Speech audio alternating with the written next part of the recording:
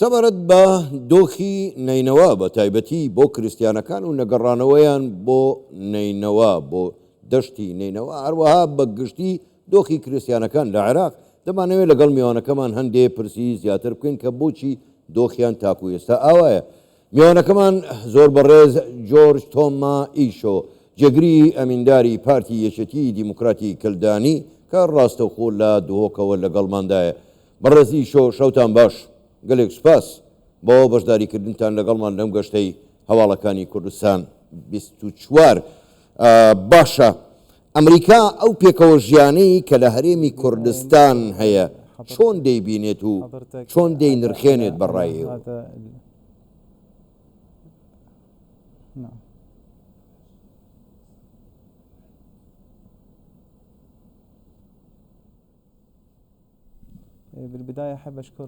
سەرەتا سپاسی کەناڵی کوردستان 24 و بەڕێستان دەکەم بۆ ئەم میوانداریەتیە جوانە بۆ گواستنەوەی ئاڵنگاریەکان و ڕاستیەکانی ڕۆڵەکانمان لە دەشتی نینەوە کە زۆرترین کێشەی لەسرە. سەبارەت بۆ پرسیارەی هەڕستەی منت کرد بە دڵنیاییەوە ئەرێنیەک هەیە سەبارەت بە هەڵسەنگاندنەکەیان بۆ پێکەوە ژیانی ئاشتیانەی ناوچەکە واتە هەرێمی کوردستان و بە هەمان شێوە من وەکو هاوڵاتیەکی کریستیان ئەم پێکەوە ژیانم بەدی کردووە چونکە لە ناوچەکەدا بوونمان هەیە و ئەم پێکەوە ژیانەش لەلایەن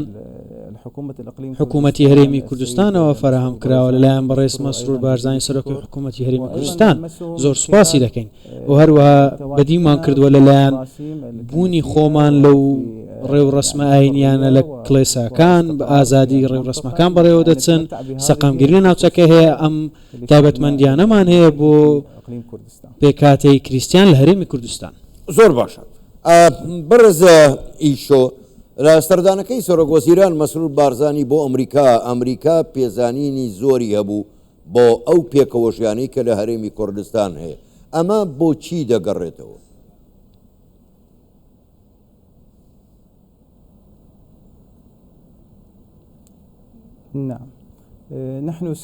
بەڵێ ئێمە زۆر دڵخۆشین بەو سەردانەی کە لایەن سەرۆکوەزیرانەوە سەرۆکوەزیرانی هەرێمی کوردستان و ڕۆڵێکی ئەرێنی هەبوو زۆریش گرنگی دەدا بە باسکردنی چۆنیەتی و پاراستنی مافی پێکهاتەکان پێکاتە ئاینی و نەتەوەیەکان لە هەرێمی کوردستان. ئەمە بەڵگەی لەسەروەی کەسێکە سەرۆکوەزیران کەسێکە کار بۆ پێکەوە ژیان دەکات لە هەرێمی کوردستان لەگەڵ تەواوی پێکاتەکان پێکاتە ئاینی و نەتەوەیەکان و بە یەکسانی هەموو بێکەوە بژین. زۆر سوپاسی دەکەین بۆ سەردانە پتەوانە. باش، بەڕێز ئیشۆ، ئێوە وەکو کریسیان ئەمریکاتان ئاگادار کردوتەوە لە دۆخی کریسیانەکان لە عێراق بەگشتی و بۆ نمونە لە دەشتی نینەوە؟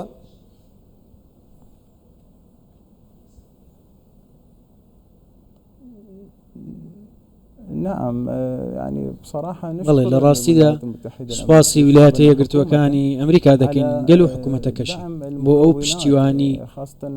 پشتیوانی بۆ پێکاتەکان بە تایبەتی پێکاتەی کریسیان لە تەواوی ناوچەکانی عێراق و هەرێمی کوردستانیش و هەروەها داوای کشانەوەی گروپە چەکدارەکان دەکەن لە ناوچەکان و هەروەها دۆسیەی ئەمنی بدرێت بە ڕۆڵە کریسیانەکان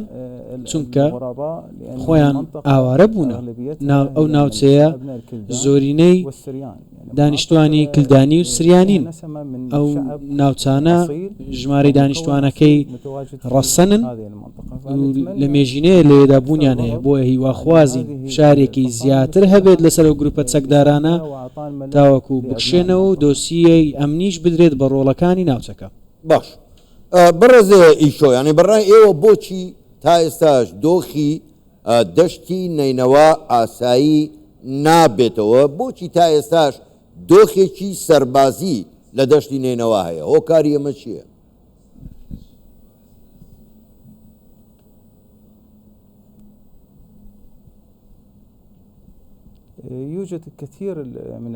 چەندین ئاڵنگاری لێ بوونیان هەیە لەلایەن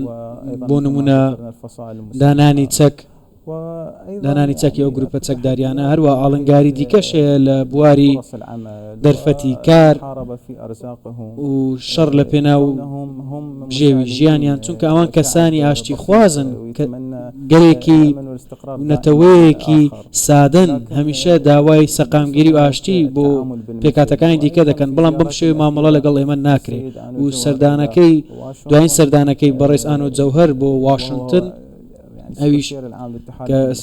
سکرتێری گشتی هاوپەیمانی کریسیانە باسی هەموو ئاڵنگاریەکانی کرد بە وردەکاریەوە باسی کرد بۆ دانانی سنوورێک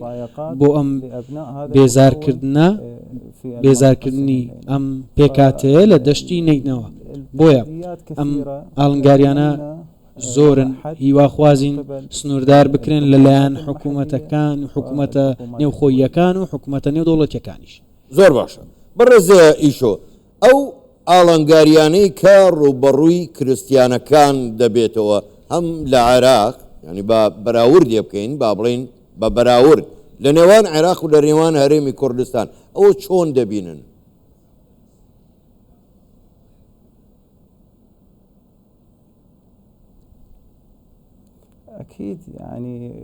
بەدڵنیاییەوە جیاوازیەکی زۆر هەیە لە نێوان ئەو پێکەوە ژیانەی هەیە ئەگەر بەراورد بکەین لە نێوان هەرێمی کوردستان و عێراق هەرێمی کوردستان ئەگەر زۆر ڕاستیانە قسە بکەین وەک هاوڵاتیەکی هەر هاوڵاتیەکی دیکەی هەرێمی کوردستان مامەڵی لەگەڵ دەکات هاوڵاتی کریسیانیش قوربانی داوە شەهیدی داوە بۆ ئەم هەرێمی کوردستانە و لە سەرەتاشەوە لە سەرەتای پێکەنانی حکوومەتی هەرێمی کوردستان ئەوان یەکێکن لە دامەزرێنەران لە بەرەو پێشبردننی ئەو هەرێمی کوردستانە ئێستاش داوا دەکەین ڕۆڵمان هەبێت لە پێکهێنانی کابینەی دەیەمی حکوومەت بۆ پشتیوانیکردن لە هەرێمی کوردستان و هەروەها کار بکەین بۆ سەقامگیری و خۆشگوزەرانی و ئاسایشی ناوچەکە زیاتر خۆشگوزەران بێت بۆیە چەندین جیاوازی هەیە گەر بەدی بکەین زۆر دڵخۆشین لە هەرێمی کوردستانین هیواخوازین ئەم بەرەو پێشتونەی لە هەرێمی کوردستان هەیە ئەم پێکەوە ژیانە هەیە ڕنگدانەوەی لە سەرتەواوی ناوچەکە هەبێت نەک تەنیا ئێمە هیواخوازین لە هەموو ناوچەکانی عێراق سەقامگیری هەبێت هەروەک لە هەرێمی کوردستان و پێکەوە ژیان لە هەرێمی کوردستان هەیە بۆیە هیواخوازی ئێمە ئەوەیە زیاتر بەشداری لە حکوومەتی ئایندە بکەین وەک پێکاتەی کریسیان چونکە ئێمە خاوەن ئەزمونین خاوەن دڵسۆزین بۆ ئەم هەرێمی کوردستانە ئێمە دڵسۆزین و کاریش دەکەین لە پێناو سەقامگیری و ئاسایشی ناوچەکە باش زۆر بەڕێز جۆرج تۆما ئیشۆ جێگری ئەمینداری پارتی یەکێتی دیموکراتی کلدانی ڕاستەخۆ لە دوهۆکەوە لەگەڵمان بووی گەلێک سوپاس بۆ بەشداریکردنتان لەگەڵمان شەوتان باش